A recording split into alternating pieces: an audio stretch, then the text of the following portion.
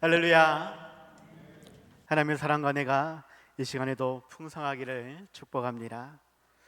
날씨가 많이 더운데 늘 건강에 유의하시고 힘들고 지치는 삶의 모든 무게를 하나님께 맡길 수 있는, 더욱 의지하는 우리가 되어지고 그 안에서 위로와 평안을 누릴 수 있는 귀한 삶이 다들 되시기 바랍니다.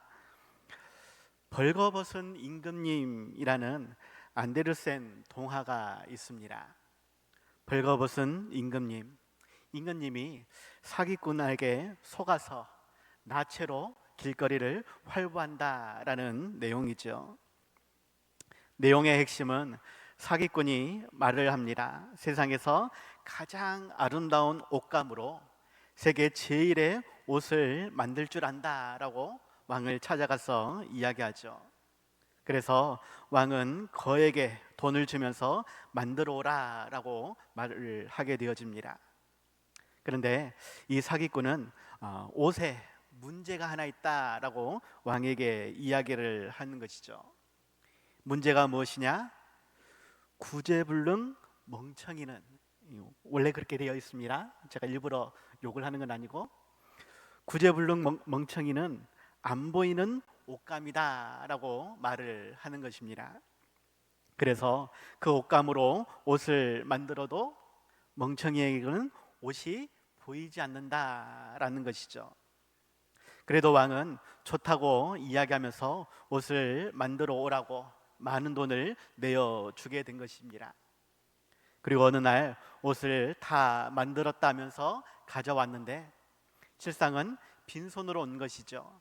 처음부터 보이지 않는 옷이었기 때문에 그냥 맨손으로 왔으면서 옷에 대해 찬사를 늘어놓습니다. 그리고 왕과 신하들이 어떻게 이것을 보느냐고 질문을 하죠. 그럴 때에 왕도 신하들도 혹시나 자신이 구제불능이다라는 말을 들을까봐 보이지도 않는 옷을 보이는 것처럼 말을 하게 되어집니다.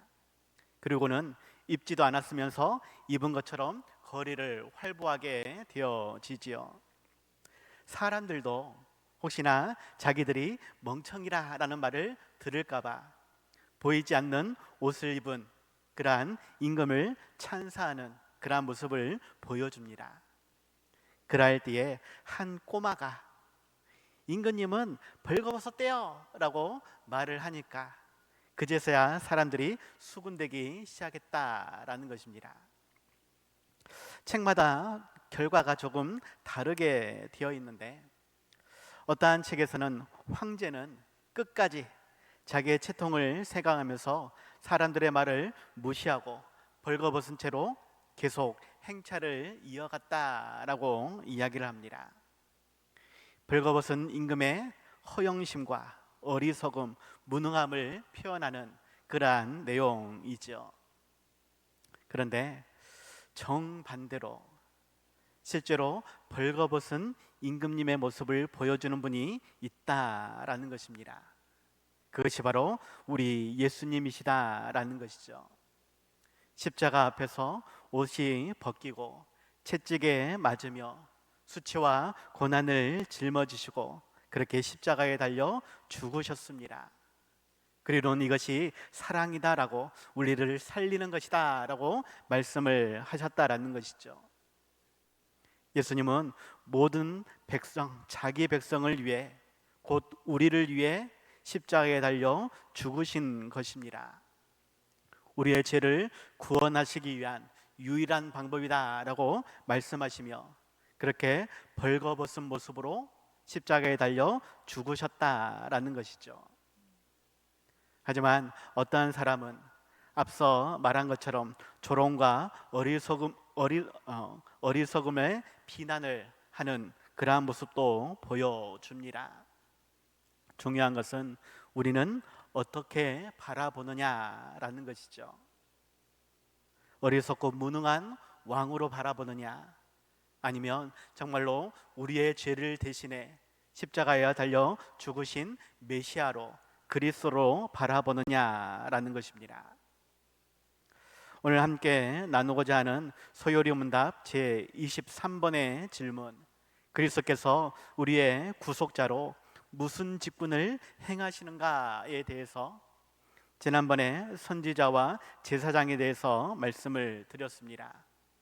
그리고 오늘은 제26번 질문, 그리스도께서 어떻게 왕의 직분을 행하시는가에 대해서 말씀을 나누고자 합니다. 그럴 때에 대답으로 그리스도께서 왕의 직분을 행하시는 것은 우리로 하여금 자기에게 복종하게 하시고 우리를 다스리시며 보호하시고 자기와 우리 모든 원수를 막아 이기시는 것이다 라고 말씀을 하고 있습니다. 먼저는 우리로 하여금 복종하게 하신다. 그 다음에는 다스리시고 보호하시고 모든 원수를 막아 이기신다라고 말씀하고 있죠. 그 예수님의 왕의 직분이 무엇인지 다시 한번 살펴보고 그 안에 어떠한 은혜가 있는지를 알 수 있는, 더욱 감사와 찬송으로 영광 돌릴 수 있는 이 시간이 다들 될 수 있길 바랍니다. 그래서 첫 번째입니다. 우리는 왕이신 예수님께 복종하며 경배와 찬송을 올려드려야 한다라는 것을 기억하시기 바랍니다. 예수님이 왕으로 오셨는데 그 예수님을 우리가 경배하며 말씀에 복종하는 삶을 살아야 한다라는 것이죠. 오늘 보면 1절과 2절에서 말합니다. 헤롯 왕 때에 예수께서 유대 베들레헴에 나심에 동방으로부터 박사들이 예루살렘에 이르러 말하되 유대인의 왕으로 나신 이가 어디 계시냐? 우리가 동방에서 그의 별을 보고 그에게 경배하러 왔노라 라고 말을 하고 있습니다. 어떠한 주석가는 이 동방으로부터 온 박사들, 그들의 신분이 명확하지는 않지만 단순한 점쟁이 정도는 아닐 것이다. 최소한 체계적인 천문학이나 또 신통력을 지닌 사람들 혹은 동방에 힘 있는 나라의 제사장들이 될 것이다 라고 말을 합니다. 그리고 초대교회의 교부이자 신학자였던 터툴리안이라는 사람은 동방으로부터 온 왕들이었을 것이다 라고 말을 하죠. 특별히 시편 72편 10절과 11절에서 다시스와 섬의 왕들이 조공을 바치며 스바와 시바 왕들이 예물을 드리리로다. 모든 왕이 그의 앞에 부복하며 모든 민족이 다 그를 섬기리로다 라는 말씀을 인용해요. 이 동방으로부터 온 박사들이 왕들이 아닌가 이렇게 말을 한 것입니다. 그럴지라도 이들은 예수님이 정확하게 누구인지는 모르고 그저 별을 보고 유대인의 왕이 태어났을 것이다 라고 생각하며 먼 곳으로부터 경배하기 위해 왔다라는 것입니다. 그래서 그들 생각에는 현재 유대를 다스리고 있는 그러한 왕궁에서 아들이 난 것이 아닌가, 역사에 길이 남을 만한 그러한 아들이 탄생한 것으로 추측하며 제일 먼저 성으로 왔다라는 것이죠. 그렇기에 헤롯 왕은 그들의 신분과 목적을 듣고서 이들을 외면하거나 내치거나 억압할 수 없었고 그들의 말에 귀담아 들을 수밖에 없었다라는 것입니다. 원래 헤롯은 이런 사람이 아니었다라는 것이에요. 마음에 안 들면 무조건 죽이는 그러한 악한 왕이었다라는 것입니다. 그럼에도 불구하고 그들의 말에 귀담아 들을 수밖에 없었고 또 사람들에게 그리스도가 어디서 태어날 것인지 질문하게 되는 그러한 모습을 보여주고 있는 것입니다. 후대에 이 박사들에 대해서 바벨론에서 왔을 것이고 또 그들의 이름까지도 소개하는 그러한 자료들도 있습니다. 하지만 이러한 것은 명확하게 확인된 바는 없지요. 다만 이방인들인데 유대인의 왕으로 나신 그 예수님을 경배하기 위해 먼 곳으로부터 찾아왔다, 예물을 가지고 그렇게 왔다라는 것입니다. 반면에 이스라엘에는 분명한 왕이 있었다라는 것이죠. 어떠한 사람들은 인정하고 싶지 않았을지라도 헤롯 왕이 유대의 왕으로 자리하고 있었다라는 것입니다. 원래적으로는 헤롯은 에서의 후손이었기 때문에 유대인의 왕이 될 수는 없었죠. 하지만 그의 아버지와 또 로마의 세력을 등에 업고 25살의 나이로 갈릴리의 총독이 된 후에 틈을 엿봐서 예루살렘을 무력으로 공략하여 전쟁을 일으켰다라는 말은 아닙니다. 공략하여서 이스라엘의 왕이 되었다라는 것이죠. 이로 인해서 유대인들에게는 실은 인정받지 못한, 하지만 형식적으로는 분명한 유대의 왕으로 그가 자리 잡고 있었다라는 것입니다. 그래서 이 헤롯은 어찌하든지 유대인들의 환심을 사기 위해 제3성전이라고 불리는 헤롯 성전을 오랜 기간 복원하면서 지었고, 또 그 외에도 각종 건물들을 화려하게 지었다라는 것입니다. 또 유대의 하소몬 왕조의 공주인 마리암네와 결혼을 하면서 나름대로는 유대의 왕이 되기 위해 힘썼다라는 것이죠.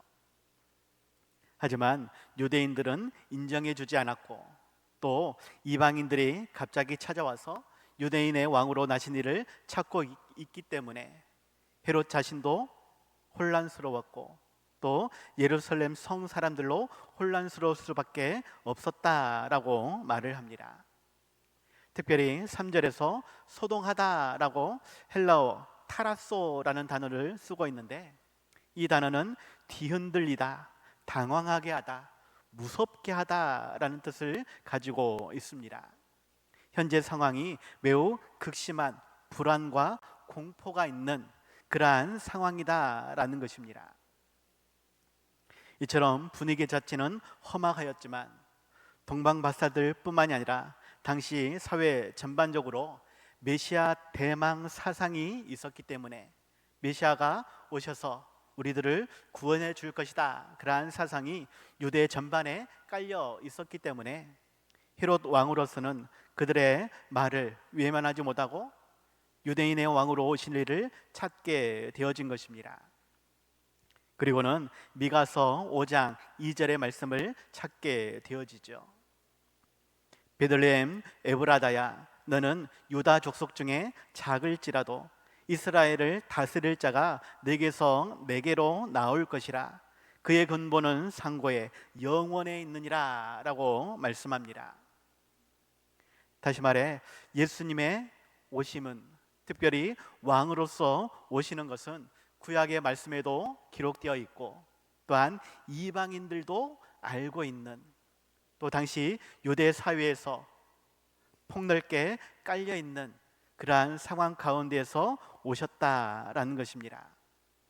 그 예수님의 오심을 우리도 기억할 수 있는, 인정할 수 있는, 그 예수님께 경배하며 찬송하며 영광 돌릴 수 있는 왕으로 오셨기 때문에 우리는 그 왕의 명령을 온전히 받아들일 수 있는, 복종할 수 있는 삶이 되어야 한다라는 것이죠. 왕의 말은 곧 법입니다. 왕의 말을 어긴다라는 것, 이것은 반역입니다.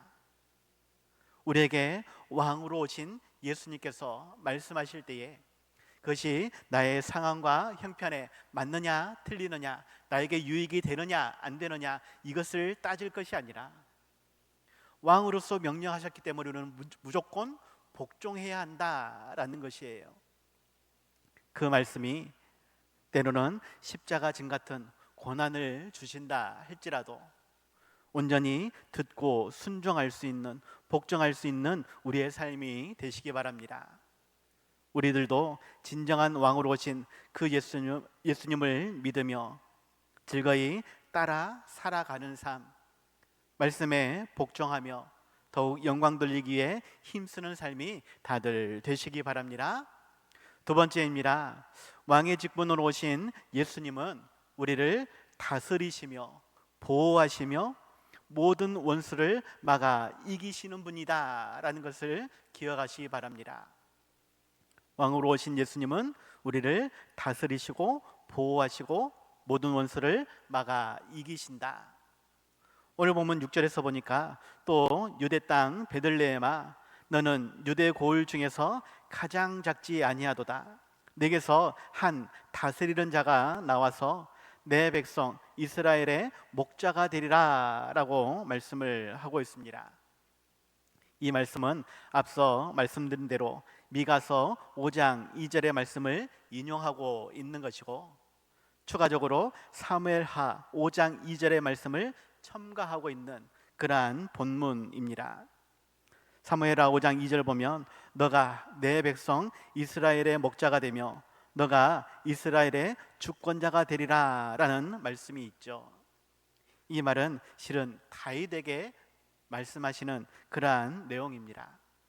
원래적으로는 이 본문이 그대로 기록되어 있는 것은 아니고 다른 주석가들이 첨가하여 이러한 말씀을 쓰고 있는 것이 아닌가 추측을 합니다. 다시 말하면 이 모든 말씀도 결국 왕으로 오신 예수님을 초점으로 기록하고 있다라는 것이죠. 유대 땅 베들레헴은 원래 조그만한 동네였다고 합니다. 하지만 작지만 작지 않다라는 뜻으로 유대 고을 중에서 가장 작지 아니하도다라고 말을 하고 있죠. 그것은 동네 자체는 작지만 그곳에서 태어나는 메시아 되신 예수님 때문에, 왕 되신 예수님 때문에 오히려 그것이 크고 위대한 처소가 될 것이다 라고 말씀을 하는 것입니다. 보통적으로 어떠한 위대한 그러한 위인이 태어나거나 또 대통령의 생가, 어떤 때는 정말로 초라하고 별 볼품 없는 그러한 집인데 그것을 기념 삼아서 때로는 공원까지 조성하면서 사람들에게 보여준다라는 것이죠. 왜? 그 집이 대단한 것이 아니라 그곳에서 태어난 위대한 인물이 있기 때문에. 마찬가지로 베들레헴은 작고 조그만한 동네이지만 유대의 왕으로 오신 예수님께서 태어나신 곳이기 때문에 이렇게 칭송하고 있다라는 것입니다. 그곳에서 한 다스리는 자가 나왔다라고 왕에 대한 직위와 역할을 말해주고 있는 것이죠. 그리고 특별히 성경은 예수님께서 양으로 비유된 성도들을 인도하시고 지켜주시고 먹여주시는 그러한 선한 목자로 소개하고 있습니다. 그러한 왕의 역할을 예수님이 가지고 계신다라는 것이죠. 특별히 다스리심에 대해서는 요한복음 17장 2절에서 아버지께서 아들에게 주신 모든 사람에게 영생을 주게 하시려고 만민을 다스리는 권세를 아들에게 주셨다라고 말씀하고 있습니다. 만민을 다스리는 권세를 하나님께서 아들 예수님께 주셨다. 또 로마서 15장 12절 말씀, 또 이사야가 이르되 이새의 뿔이 곧 열방을 다스리기 위하여 일어나시는 이가 있으리니 열방이 그에게 소망을 두리라 라고 말씀하고 있습니다. 이새의 뿌리에서 열방을 다스리는 자가 일어나실 것이다. 예수님께서 열방을 다스리신다라는 뜻이죠. 또 요한계시록 19장 15절 말씀, 그의 입에서 예리한 겁이 나오니 그것으로 만국을 치겠고 친히 그들을 철장으로 다스리며 또 친히 하나님 곧 전능하신 이의 맹렬한 진노의 포도주 틀을 밟겠다라고 말씀합니다. 온 세상을 심판하시겠고 파멸시키겠다라는 뜻인데, 특별히 철장으로 다스릴 것이다. 이 철장은 쇠몽둥이를 이야기합니다. 쇠몽둥이로 잘못한 놈들은 벌을 주겠다 이란 의미이죠. 예수님께서 그러한 하나님의 말씀으로 천하만국을 다스릴 것이다. 이를 위해서 일어나실 것이다. 이것은 하나님께서 주신 권세다라고 말씀을 하는 것입니다. 그렇게 우리를 다스리시는 예수님을 우리는 인정하고 그 다스림에 순복할 수 있어야 한다라는 것이죠. 보호하시는 예수님에 대해서는 에베소서 5장 29절에서 누구든지 언제나 자기 육체를 미워하지 않고 오직 양육하여 보호하기를 그리스도께서 교회에게 함과 같이 하나니라는 말씀이 있습니다. 여기서 예수님께서 교회를 보호하신다라고 말씀을 하고 있죠. 베드로전서 1장 5절에서는 너희는 말세에 나타내기로 예비하신 구원을 얻기 위하여 믿음으로 말미암아 하나님의 능력으로 보호하심을 받았느니라 라고 말씀합니다. 하나님의 능력으로 보호하심을 우리가 받았다. 예수님께서 하나님의 능력으로 우리를 보호하신다라는 것이죠. 요다서 1장 24절 능히 너희를 보호하사 거침이 없게 하시고 너희로 그 영광 앞에 흠이 없이 기쁨으로 서게 하실이라고 예수님을 소개합니다. 능히 우리를 보호해 주신다. 왕으로 오신 그 예수님은 하나님의 능력으로 믿는 자를, 교회를 보호하시고 마치 암탉이 그 새끼를 날개 아래에 보호하는 것처럼 때로는 풍랑이는 바다를 잠잠하게 하고 창수가 나고 비바람이 불어오는 무너질 것 같은 그러한 상황에서도 반석 위에 놓은 집처럼 보호하신다라고 말씀을 하는 것입니다. 우리를 늘 보호하고 안전하게 지켜주시는 그 예수님께 의지할 수 있는, 믿고 맡길 수 있는 그 예수님을 따라 나아갈 수 있는 우리 모두가 다들 되시기 바랍니다.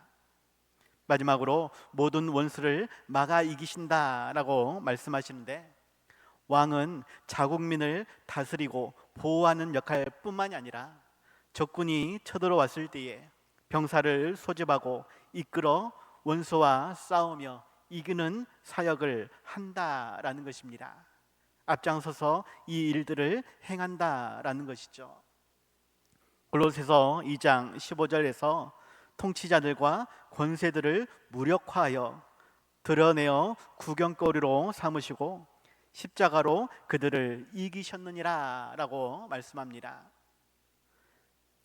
특별히 히브리서 11장 34절에서는 우리에게 주신 믿음을 통해 불의 세력을 멸하기도 하며 칼날을 피하기도 하며 연약한 가운데서 강하게 되기도 하며 전쟁에 용감하게 되어 이방 사람들의 진을 물리치기도 한다라고 말씀하죠. 예수님이 우리에게 믿음을 주셔서 사탄 마귀와의 싸움에 승리하게 해 주신다라는 것입니다. 대장 되신 예수님께서 먼저 나가서 싸우셨기 때문에, 승리하셨기 때문에 우리는 따라가기만 하면 된다라는 것이죠. 그 예수님의 사역을 우리는 기억할 수 있어야 되겠습니다. 그 예수님을 끝까지 따라가는 삶이 되어야 하겠습니다. 그 보호하심 아래에 우리가 피할 수 있는, 반석 위에 당당히 설 수 있는, 그래서 하나님의 자녀로 천국 백성으로 살아갈 수 있는 우리 모두가 다들 되시기 바랍니다. 결론입니다. 왕으로 오신 예수님은 우리를 섬기기 위해, 죽으시기 위해 오셨음을 기억하며 더욱 감사하는 우리가 되시기 바랍니다. 분명 왕으로 오셨기 때문에 우리를 다스리시고 보호하시며 악한 자와 싸워서 승리하시는 그러한 왕이신데, 오히려 반대로 우리를 위해 고난을 받으시고 죽으시기 위해 오셨다라고 말씀을 하고 있죠. 마태복음 27장 28절에서 30절로 예수님이 십자가에 달리기 전에 로마 병사들이 예수님께 행한 모습이 있습니다. 그의 옷을 벗기고 홍포를 입히며 가시관을 엮어 그 머리에 씌우고 갈대를 그 오른손에 들리고 그 앞에서 무릎을 꿇고 희롱하여 이르되 유대인의 왕이여 평안할지어다 하며 그에게 침을 뱉고 갈대를 빼앗아 그의 머리를 치더라 라고 말하고 있습니다. 예수님이 왕으로 오셨기 때문에, 예수님의 죄명이 유대인의 왕이었기 때문에 로마 병사들이 예수님께 홍포를 입히고 면류관을 씌우고 손에 갈대를, 지팡이를 들게 하는 왕의 모습을 꾸며 주었다라는 것입니다. 하지만 그것을 통해 더욱 예수님을 조롱하기 위함이었죠. 하지만 예수님은 그 모든 것을 참아내며 그렇게 우리를 위해 십자가에 달려 죽으셨다라는 것입니다.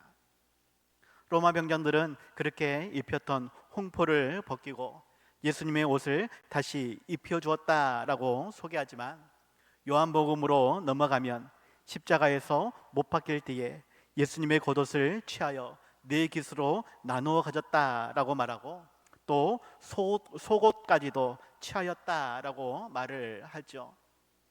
말 그대로 처음 예화처럼 벌거벗은 임금님이 벌거벗은 왕이 되게 하였다라는 것입니다. 그러한 예수님의 일하심을, 십자가의 죽으심을 우리는 기억할 수 있어야 하겠습니다. 예수님은 당신의 나라 천국에서 우리가 영원토록 기쁨과 안식을 누리기 위해 왕으로서 사역하실 것이지만, 그래서 이 땅에서 자녀된 권세 천국 백성으로 살게 하실 것이지만, 당신은 고난받은 왕으로 수치와 고난을 짊어지시고 십자가에 달려 죽으셨다라는 것입니다. 하늘의 모든 영광을 내려놓고 낮고 낮은 이 땅 위에 초라한 마국간에 태어나신 우리를 섬기기 위해, 우리를 위해 죽으시기 위해 그렇게 십자가 지신 그 예수님을 우리는 기억하며 그 예수님을 왕으로 모셔드릴 수 있는, 그 말씀에 온전히 순종할 수 있는, 더욱 경배와 찬송으로 영광 돌릴 수 있는 우리가 되시기 바랍니다. 우리를 어디로 인도하시든지 우리와 함께 하시며 지키시고 보호하시고 다스리시는 그 예수님, 사탄 마귀와의 권세로부터 막아주시고 이기게 해주시는 그 예수님을 따라 즐거이 나아갈 수 있길 바랍니다. 십자가진 같은 고난이 있을지라도 즐거운 마음으로 따라갈 수 있는 예수님의 신실한 제자들이 다들 될 수 있길 바랍니다. 기도하겠습니다. 하나님 아버지, 왕으로 오신 그 예수님의 모습을 우리가 기억하게 하여 주시옵소서. 로마 병장들이 예수님의 옷을 벗기고 홍포를 입히며 과시관을 엮어 머리에 씌우고 갈대를 그 오른손에 들리고 그 앞에 무릎을 꿇고 희롱하였던 그 모습을 우리들이 기억하기를 원합니다. 그 모든 것이 우리를 사랑하셔서 우리를 위해 행하신 왕의 모습이다 라고 말씀하시는데, 하나님, 그 예수님을 우리가 사랑하게 하여 주시옵시고 그 예수님을 우리가 더욱 닮아갈 수 있게 하여 주시옵소서. 그 예수님의 겸손을, 그 예수님의 희생을, 그 예수님의 헌신을, 그 사랑을 우리가 닮을 수 있게 하여 주시옵소서. 그 예수님과 즐거이 동행하는 삶이 되게 하여 주시옵시고 우리의 모든 것을 드려 영광 돌릴 수 있는 삶이 되게 하여 주시옵소서. 예수님 이름으로 기도하옵나이다. 아멘.